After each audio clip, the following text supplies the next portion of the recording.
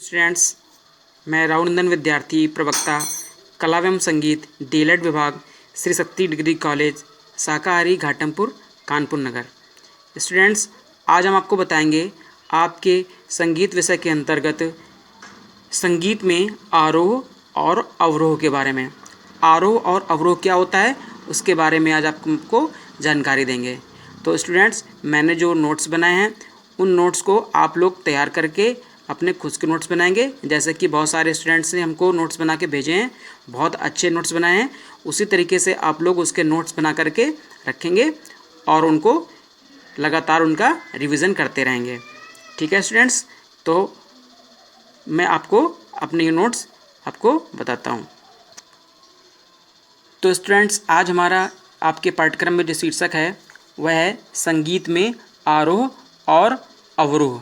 तो आरोह और अवरोह क्या होता है, तो इसको हम मोटे तौर पर समझें तो आरोह अवरोह का सीधा सा मतलब होता है चढ़ना या उतरना, या उसको और समझें चढ़ान या ढलाव, और समझें तो उसको ऊपर या नीचे। तो संगीत में आरोह और अवरोह का क्या मतलब है? संगीत में आरोह और अवरोह का सीधा सा मतलब है स्वरों के चढ़ते हुए क्रम को आरोह कहते हैं और ठीक उल्टा स्वरों के उतरते हुए क्रम को हम अवरोह कहते हैं। तो जब से गाना जो भी गाना होता है वो उस गाने के दो रूप होते हैं, आरोह भी होता है उसमें, अवरोह भी होता है। कोई भी गाना, चाहे वो फोक सॉन्ग हो, चाहे वो क्लासिकल सॉन्ग हो, चाहे वो कॉमर्शियल सॉन्ग हो, किसी भी तरह के कोई भी गायन होंगे तो उसमें उतार और चढ़ाव निश्चित तौर पर होंगे, तभी वो गाना पूर्ण माना जाता है। आरोह को आरोहण और अवरोह को अवरोहण भी कहते हैं। जैसा कि अभी मैंने आपको बताया कि चढ़ना और उतरना, जब हम चढ़ते हैं तो उसको आरोहण कहते हैं और उतरते हैं तो उसको अवरोहण कहते हैं। अब उसको उदाहरण के तौर पर कैसे समझेंगे? उसको उदाहरण के तौर पर ऐसे समझेंगे जैसे सा रे गा मा पा धा नी सा। तो ये कौन सा क्रम हो गया? ये हमारा आरोह क्रम हो गया। और इसके ठीक उल्टा हमारा अवरोह कैसा होगा? सा नी धा पा मा गा रे सा।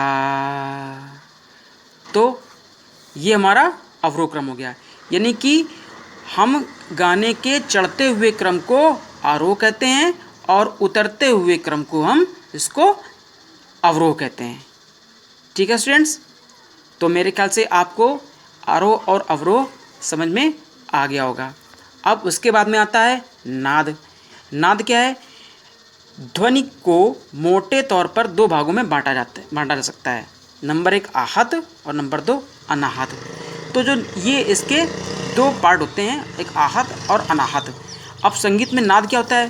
तो संगीत में उपयोग की जाने वाली ध्वनि को नाद कहा जाता है।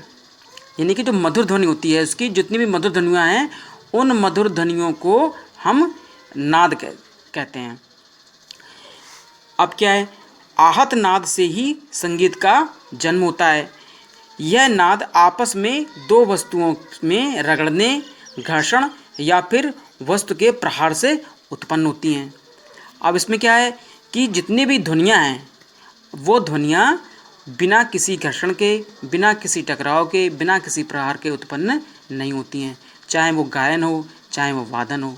वादन में जब गायन हम करते हैं तो हमारे जो कंठ है, कंठ में कंपन उत्पन्न होता है और उस कंठ के उत्पन्न होने से हमारे गले में ध्वनि उत्पन्न होती है।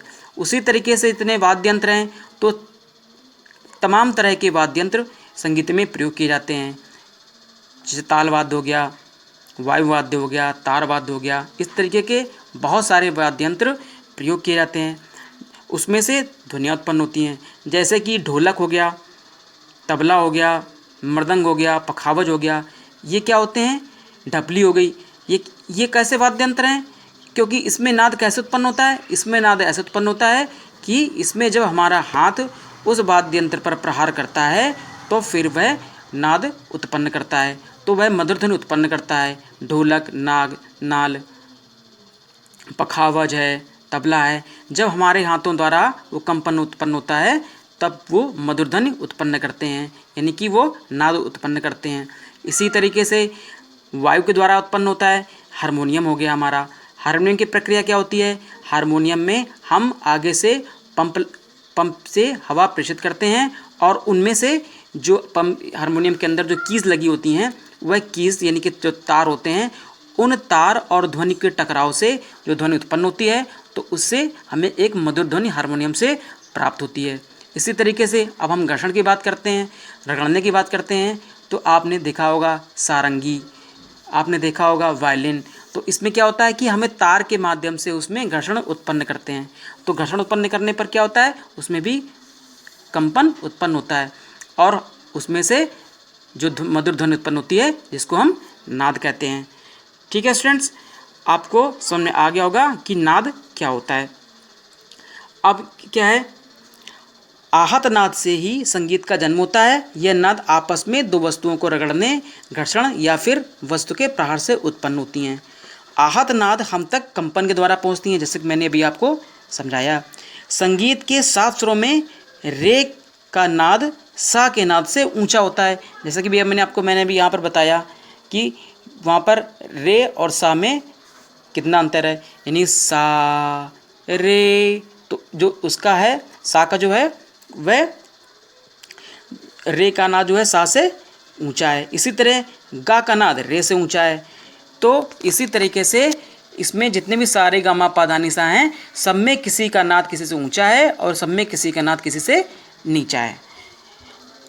तीव्रता के आधार पर नाद छोटा या बड़ा हो सकता है।